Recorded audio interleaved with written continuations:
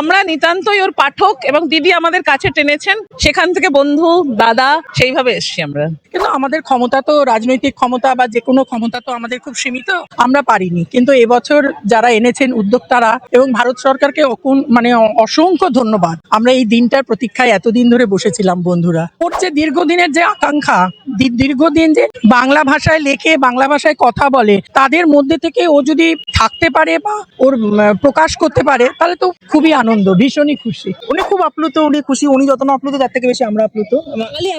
খুবই দুঃখ পেয়েছিলাম তখন ভীষণ। যেদিন চলে যায় সেদিন তো আমি আর আমার স্ত্রী যে চাবিটা নিয়ে এসে মিনুকে নিয়ে আমাদের বাড়িতে চলে গেছিলাম। তারপর থেকে বন্ধুত্বটা রয়েই গেছে। আমাকে খুব ভালোবাসে, শ্রদ্ধাও করে। সে 99 সাল থেকে চলছে এখন পর্যন্ত। শুভেন্দু অধিকারীকে সর্বপ্রথম ধন্যবাদ জানাচ্ছি যে ওনার জন্যই আসতে পেরেছেন, আগে সরকার থাকলে আসতে পারতেন না। যে বক্তব্য প্রত্যেকটা মেয়েরই এই বক্তব্য রয়েছে, তখন থেকেই ওকে খুব ভালো লাগতো, মনে হতো কবে ওর সাথে আলাপ করবো বা কিছু। তো সেখান থেকে প্রথম পাঠিকা হিসেবে, পরবর্তীকালে বন্ধু হয়েও আমাদের কাছে টেনে নিয়েছে। আজও তাই, দেখা হয়, কালকেও দেখা হয়েছে। আমরা মাঝে মাঝে দিল্লি যাই। কলকাতায় এসে ওকে যখন আমরা প্রথম দেখলাম কালকে এয়ারপোর্টে, একটা অন্যরকম আমাদের ফিলিংস। আর দিল্লিতে আমরা যাই, গিয়ে দেখা করি, সেটা একরকম। দুটোর মধ্যে অনেক ডিফারেন্স আছে।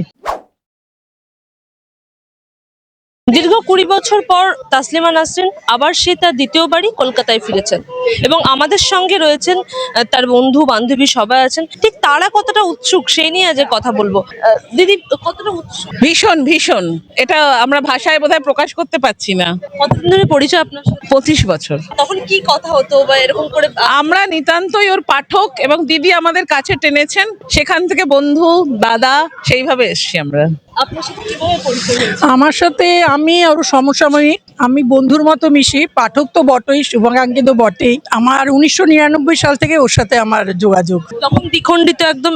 হ্যাঁ, তারপরে হ্যাঁ ব্যান্ড, হ্যাঁ সব সময় কথা হয়। আমরা দিল্লিতে গিয়েও দেখা করি, কলকাতায় এতদিন পর আমরাও রাস্তায় নেমেছিলাম, অনেক চেষ্টা করেছিলাম ওকে ফিরিয়ে আনার। কিন্তু আমাদের ক্ষমতা তো রাজনৈতিক ক্ষমতা বা যে কোনো ক্ষমতা তো আমাদের খুব সীমিত, আমরা পারিনি। কিন্তু এবছর যারা এনেছেন উদ্যোক্তারা এবং ভারত সরকারকে অসংখ্য ধন্যবাদ। আমরা এই দিনটার প্রতীক্ষায় এতদিন ধরে বসেছিলাম বন্ধুরা। এই যে এতদিন আসতে পারলেন, সেই দুঃখ প্রকাশ করেছে? হ্যাঁ, সব সময় করতো, সব সময় কলকাতা ওকে টানতো। ও তো বাংলাদেশে যেতে পারে না বা যাওয়ার মতো পরিস্থিতি নেই। ও ভাবতো যে আমার বাদবাকি জীবনটা কলকাতায় যেন কাটে। এই যে দুঃখ প্রকাশ আগে, আবার তারপর আসা, তারপর কথা হয়েছে কিছু বলে? হ্যাঁ, কালকে তাজ বেঙ্গলেও দেখা হয়েছে, আমরা গেছি, সব সময় কথা হয়। ভীষণ খুশি, ও নিজেও প্রকাশ করতে পারছে না কতটা খুশি। এটা একদম আমরা বলতে পারি আমাদের বাক স্বাধীনতার জয়। এই যে এতবার বাঙালির সামনে এসে আবার কথা বলবেন, কি বলবেন এই বিষয়ে? কাকে বলবো বলুন? যে উনি এতদিন দেখতে পাননি, এই বাঙালির সামনে এসে কথা বলবেন, তাদের সাথে কি বলবেন এটা নিয়ে বলবো? ওর যে দীর্ঘদিনের যে আকাঙ্ক্ষা, দীর্ঘদিন যে বাংলা ভাষায় লেখে, বাংলা ভাষায় কথা বলে, তাদের মধ্যে থেকে ও যদি থাকতে পারে বা ওর প্রকাশ করতে পারে, তাহলে তো খুবই আনন্দ, ভীষণই খুশি। নমস্কার। আমার 2005 সাল থেকে পরিচয় ছিল আর। এই যখন ব্যান হয়ে গেল, তারপরে কথা হয়? হ্যাঁ, আমরা রেগুলার কথা হয়, আমরা যাই থাকি। যতটা পেরেছি আমরা ওখানে গিয়ে সঙ্গ দেওয়ার চেষ্টা করেছি। তাজ বেঙ্গলে হ্যাঁ, দেখা হয়েছে, গেছিলাম। উনি খুব আপ্লুত, উনি খুশি, উনি যত না আপ্লুত তার থেকে বেশি আমরা আপ্লুত। বাঙালি আপ্লুত অবশ্যই, আমাদের তো গ্লানিমুক্ত হওয়ার দিন আজকে। আমার সাথে 1999 সাল থেকে। বইটা ব্যান হয়ে গেল। হ্যাঁ, তার আগে মানে খুবই দুঃখ পেয়েছিলাম তখন ভীষণ। যেদিন চলে যায় সেদিন তো আমি আর আমার স্ত্রী যে চাবিটা নিয়ে এসে মিনুকে নিয়ে আমাদের বাড়িতে চলে গেছিলাম। তারপর থেকে বন্ধুত্বটা রয়েই গেছে। আমাকে খুব ভালোবাসে, শ্রদ্ধাও করে। সে 99 সাল থেকে চলছে এখন পর্যন্ত। কালকে কথা হয়েছে? হ্যাঁ, কাল কথা হয়েছে। কি বলেছেন? খুব খুশি, ভীষণ খুশি, একদম আপ্লুত, ভীষণ আপ্লুত। সর্বপ্রথম ধন্যবাদ দিদি শুভেন্দু অধিকারীকে সর্বপ্রথম ধন্যবাদ জানাচ্ছি যে ওনার জন্যই আসতে পেরেছেন, আগে সরকার থাকলে আসতে পারতেন না। উনি যখন 93 সালে ভাঙচুর হচ্ছে, বার করে দিয়েছে, তখন আমি প্রত্যক্ষদর্শী কিভাবে বাস ট্রামে আগুন লাগিয়ে দিয়েছিল, চলে আসে। উনি ফিরে এসেছেন ভীষণ। 2007-এ বার করেছেন ওনাকে, তখন আমি সামনে।